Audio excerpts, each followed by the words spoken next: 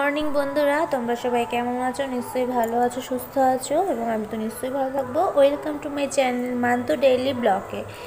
আজ কালী পুজোর আগের দিন, আজকে সকালবেলা, যেহেতু 14 শাক আজকে খেতে হয় চতুর্দশী বলে, তো দেখতেই পাচ্ছ আমি সব 14 শাক এগুলো সব তুলে নিয়ে এসেছি এখানে বাগান থেকে।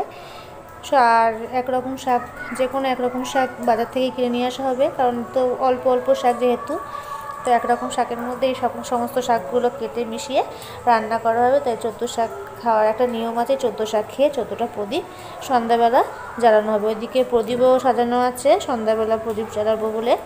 তা 14 শাকের খাওয়া তো হয়ে গেছে। আর এই যে দেখতে পাচ্ছ 14টা প্রদীপ রয়েছে, যা জ্বালিয়ে রাখা হয়েছে। সবার প্রথমে ঠাকুরের কাছে একটা নিয়ে এসে দেওয়া হয়েছে,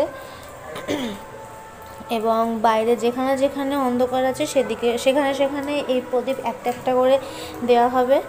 তো সবার প্রথমে ঠাকুরের কাছে দিয়ে যাওয়া হলো প্রদীপ, দিয়ে এবার বাইরে দেওয়া হবে। বাইরে অবশ্য মা দেবে, আমি আর দেবো না। তুলসী মঞ্চ, এটা আমাদের খুব অন্ধকার, যদিও বা এই জায়গাটা দেখাতে পাচ্ছি না আমি ঠিক সেভাবে।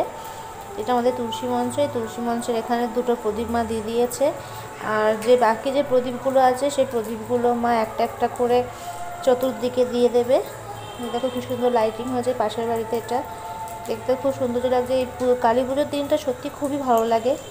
কালী পুজো আগের দিন, তার পরের দিন চতুর্দিকে আলোয় আলোকিত হয়ে থাকে। টুরি বাল্বগুলোতে রাস্তাঘাট দেখতে খুবই সুন্দর লাগে। তো মায়ের যে রাস্তায় একটা প্রদীপ দিতে গেছে এই চতুর্দশীর জন্য। তার বাংলাদেশ থেকে আমার মেসো এসছে, দেখতে হবে চলো। আমার ছেলে, আমার মেসো এজো রয়েছে ওরা।